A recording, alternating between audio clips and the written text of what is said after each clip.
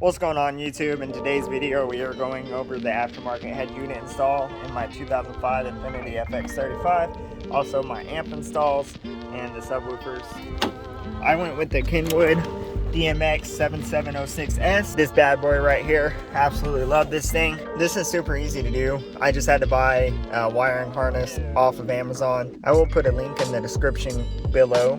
That way you can order one if you need one for your car. It's not that complicated to install an aftermarket head unit in this car. You will have to relocate the factory screen, which we did. Initially we were going to put it here, but my fiance didn't want to lose the cup holders, which, I mean, she had every reason to not want to lose her cup holders, right? Especially it's a daily driver, it's not a race car.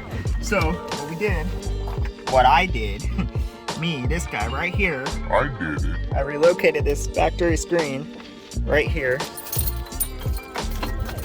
You should listen to this car start up real fast, and then I'll show you.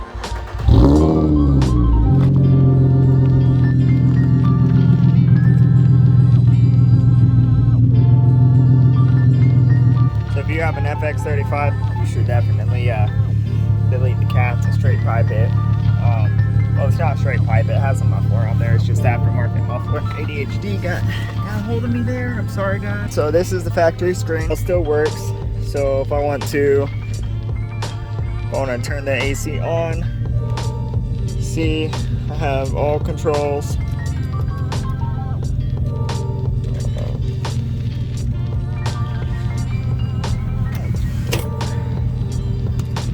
So everything still works just fine. One thing that would have been cool would be able to, I would have loved to have been able to hook this up to, like, you know, the steering wheel and volume, but it did not work like that. Turn it off. I would let you guys listen to it, but I don't want to get any copyright strikes, so we'll just continue going over everything else that's in this car. But yeah, definitely love this radio. It's a big improvement. Moving on. So that is just my 2-channel amp. Just come over here to the driver's side. I'll show you my subwoofer amp. I absolutely love this little guy right here.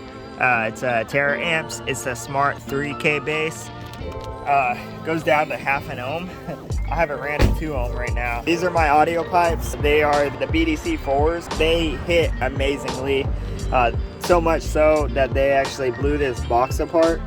In the back is the first spot to blow, and then this wall actually blew apart, and so I just put this jack in there in order to brace it, and it works. Sounds really good. Actually, I think it sounds better because now there's 0 box flex here or in there, which is amazing. S18 super tweeters up there, and then in each door I have Alpine SPS 610Cs, and I will link that harness that you need in the description below, so make sure you go click that link, pick yourself up one if you're planning on installing an aftermarket head unit in your Fx35.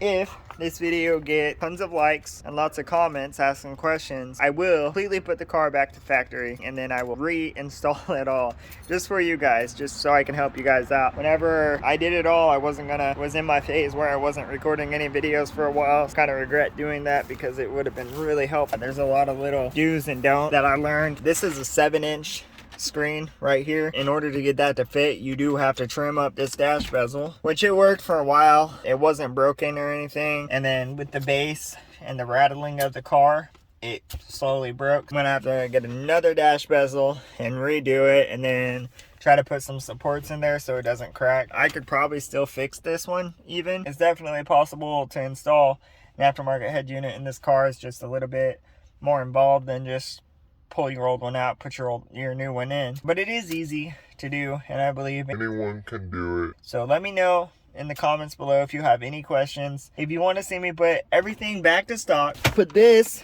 back in there, take this out, undo all the wiring, I will definitely do that for you guys just to help you out. Let me show you my wiring for my amps. So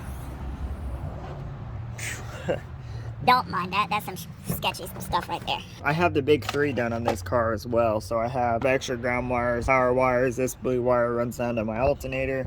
This one runs around and then through a grommet in the firewall. And then I have this ground going over there. I gotta hold that with my head because, you know, procrastinate on replacing these. I hope you enjoyed the video. Let me know if it was useful. If you have any questions, let me know and I will be glad to answer them in the comment. Or like I said, if this video gets enough likes and comments, then I will definitely put it all back to stock and then redo it just for you guys. Thanks for watching. I'll see you later.